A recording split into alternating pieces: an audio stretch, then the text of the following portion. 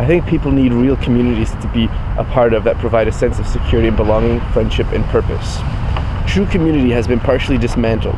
Many things that once tied us together, modern society and culture, has either intentionally or unintentionally disrupted. When I was in high school, my main sense of community didn't come so much from just being a student at school, so much as the tight-knit group of the school concert band and people at the taekwondo class I was taking. In band, I learned tolerance for all sorts of interesting, different, creative people, and the sense we were all part of something bigger. We all had our role to play. In taekwondo, I learned to train physically with a sense of playfulness and closeness to the other people I trained with, without giving up the need for a sense of respect and discipline. I think I was fortunate in that the instructor I started with was about fostering belief in oneself, indomitable will, not giving up, without the sense of competitiveness and ego of people having to be better than anyone else. There was a mix of all ages, families, and skill levels, and a 4'7" could spar with a 6'20" both with seriousness but also consideration, so no one got hurt.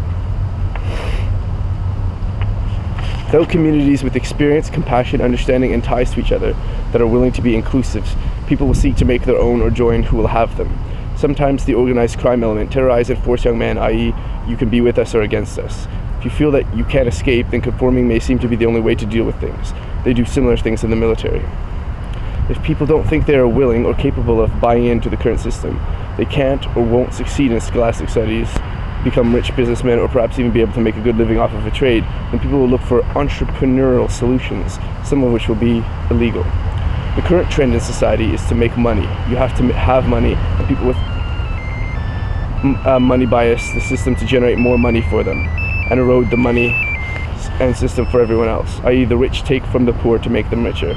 The tenet of capitalism says the better people who work harder will make more money and therefore deserve a greater share of the wealth. This deception leads people to believe they have no responsibility to those whose situations are deplorable, and allows people to rationalize those problems and being the fault of the people in those situations. This may be the case in some situations, but that generalization is false and is one of the roots of the problem.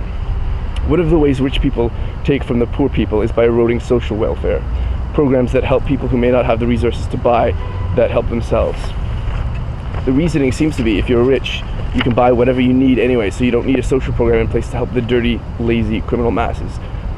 I apologize for my own use of many generalizations. Everything needs to be interpreted and put into context. There seems to be a tendency to devalue the worth of things as a person becomes richer. If the wealth and material things came so easily, people value those things less, or to put it another way, wasting large amounts of money on frivolous things for which those people feel entitled and hardly grateful increases. Which is not to say rich people aren't attached to their things, only that they are willing and able to attach to expensive things whose true value and worth to them is not based on as real and meaningful things, food or medicine that keeps you alive and healthy, shelter or so on to keep you warm. They forget that significance, think instead of aesthetics, in terms of pride, in terms of their self-esteem as a reflection of what they have and some sort of marker of achievement.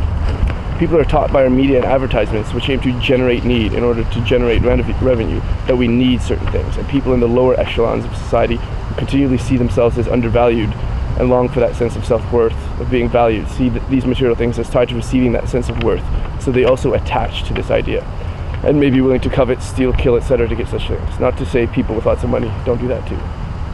Anyways, long story short, capitalism is to blame. Moving back to a more spiritual culture, that is one that values ideas, morals, beliefs, principles, not necessarily material things, nor necessarily the dogma of organized religion, is part of the solution. Our vast knowledge has been left to see. We try to force facts into children's heads with the idea that this will make them good economic automatons. They will then be able to serve society without the sense of wonder, of meaning, of transforming the knowledge into wisdom, into something that speaks about how this information is useful to life, how it should or should not be used. There are people in society who would see such a return in societal consciousness as inconvenient and as such resist such efforts. But a parasite will often die if it kills its host, or even in one organism, if the brain decides the body is of little use, it too soon will die after the mechanisms that allow the proper functioning of the whole one by one begin to fail and collapse. The important thing to remember is we are one. Or even the finish line of life is death. So running as fast as you can to the finish line, thinking the one with the most money wins, is a foolish endeavor. A man who sees the whole world as his and yet does not feel he exclusively owns any of it, has everything he will ever need, yet carries no baggage.